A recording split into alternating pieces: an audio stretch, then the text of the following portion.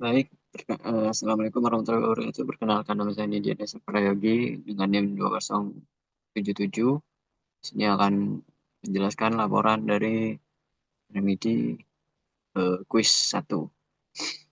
Yang pertama, di tipe soal B dan nomor 1, ada sebuah kebun binatang besar yang dimana tempat wisata edukasi keluarga ini dibagi menjadi beberapa zona.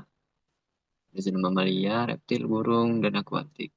Setiap zona terdapat banyak kandang dan setiap kandang memiliki nama. Contohnya kandang singa, kandang gajah, dan lain-lain. Dan juga kapasitas untuk menampung hewan. Hewan tidak boleh ditempatkan di lebih dari satu kandang. Sehingga setiap hewan selalu tinggal di satu kandang tertentu. Hewan yang dipelihara perlu didaftarkan dalam sistem Jacob nama hewan, spesies, umur, jenis kelamin, dan asal hewan untuk memastikan perawatan. Setiap hewan dirawat oleh kiper atau perawat. Seorang kiper bisa merawat banyak hewan dan seekor hewan bisa dirawat oleh lebih dari satu kiper. Data kiper yang disimpan adalah nama, spesialisasi, dan nomor kontak. Untuk para pengunjung, kebun binatang ini menyediakan sistem tiket masuk dengan beberapa kategori yaitu reguler dan VIP. Setiap jenis tiket memiliki harga berbeda. Ketika memiliki tiket, data pengunjung akan dicatat seperti nama dan nomor HP.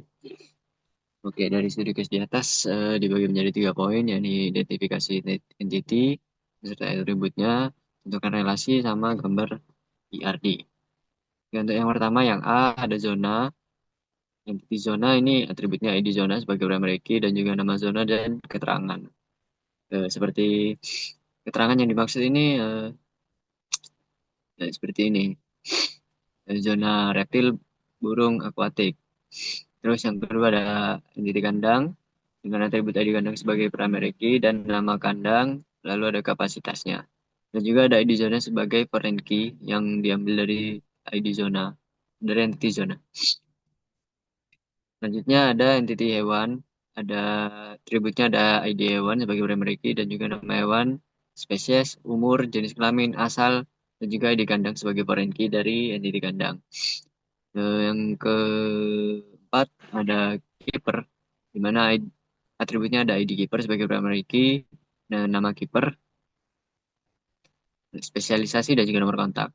Lalu ada entity keeper underscore hewan. Di sini sebagai perantara untuk menyambungkan dari entity keeper dengan hewan untuk perawatannya. Jadi atributnya ada ID keeper dan ID hewan. Dua-duanya sebagai foreign key. Lalu ada entity pengunjung, di mana di sini atributnya ada ID pengunjung sebagai primary key dan juga nama pengunjung dan nomor HP. Kemudian di entity tiket ada ID tiket sebagai primary key, jenis tiket, reguler dan VIP, dan juga harganya. Dan yang terakhir ada transaksi tiket untuk perantara tiket dan pengunjung, di mana isinya di sini ada ID tiket, ID transaksi sebagai primary key, ID pengunjung dan ID tiket sebagai foreign key-nya, dan juga tanggal transaksi. Lanjut ke yang B, ke poin B, relasi antar entity di sini ada zona dengan kandang. Kardinalitasnya satu one to many, di mana satu zona bisa memiliki banyak kandang dan juga optionality-nya kandang kandang zona atau zona wajib nih. Zonanya wajib. Setiap kandang harus berada pada satu zona. Zona dapat memiliki nol atau lebih kandang. Yang kedua ada kandang dengan hewan. Kardinalitasnya satu one to many. Satu kandang bisa memiliki banyak hewan. Maksudnya dalam bentuk kuantitasnya. Jadi optionality-nya hewan wajib memiliki kandang dan setiap hewan ditempatkan di satu kandang. Satu kandang dapat menampung banyak hewan. Terus yang ketiga ada hewan dengan kiper. Kardinalitasnya ini salah. Many to one atau one to many, banyak hewan. Satu hewan bisa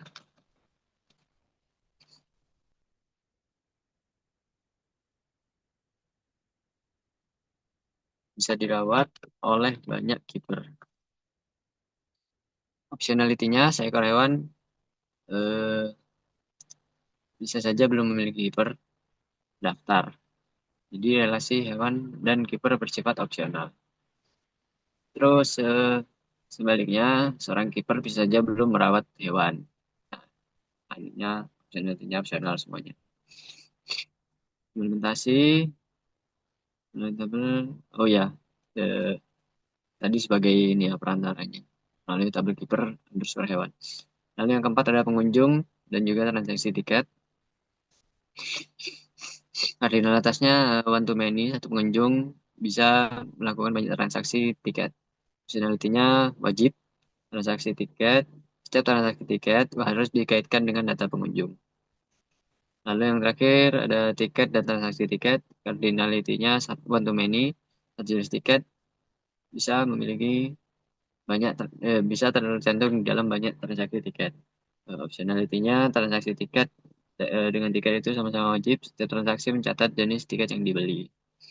Lalu yang poin C ada eh, gambarkan IRD lengkap dengan atribut dan relasi antar entity.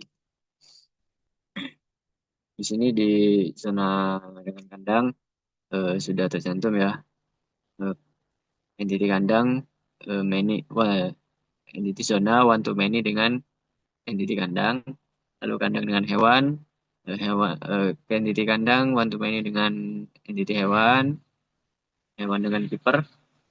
Di sini ada perantaranya ya, ini sebagai eh namanya entity kiper underscore hewan. Sama-sama one to many dari setiap sisi. Kemudian ada pengunjung dengan transaksi tiket, di mana dari transaksi tiket, ini terbalik, mohon maaf, dari satu pengunjung bisa membeli banyak transaksi tiket, dan juga terakhir ada tiket dan transaksi tiket, di mana satu tiket bisa memiliki tercantum di banyak transaksi tiket. Lanjut ke yang nomor dua, soal nomor dua.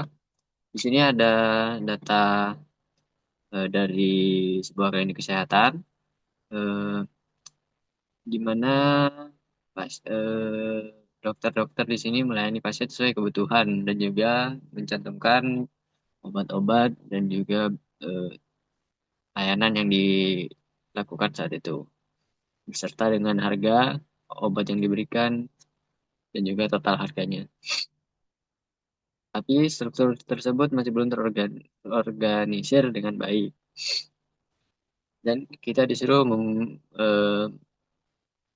melakukan 3 NF ya, dari 1 NF, 2 NF, dan 3 NF.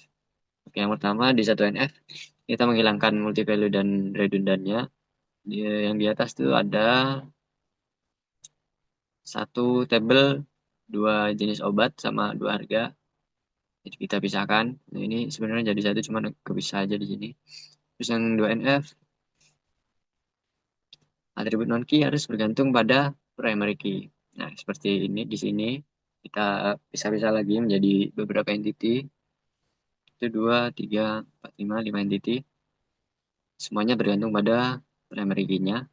Di sini ID pasien, ID dokter, ID layanan, ID obat, ID kunjungan itu sebagai primary key dari semua atribut yang non key.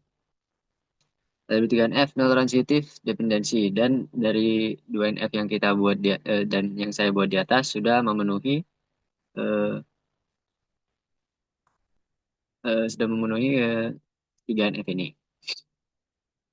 Jadi tidak ada transitif dependensi dari normalisasi yang dilakukan di 2NF, sehingga tidak perlu membuat tabel kembali.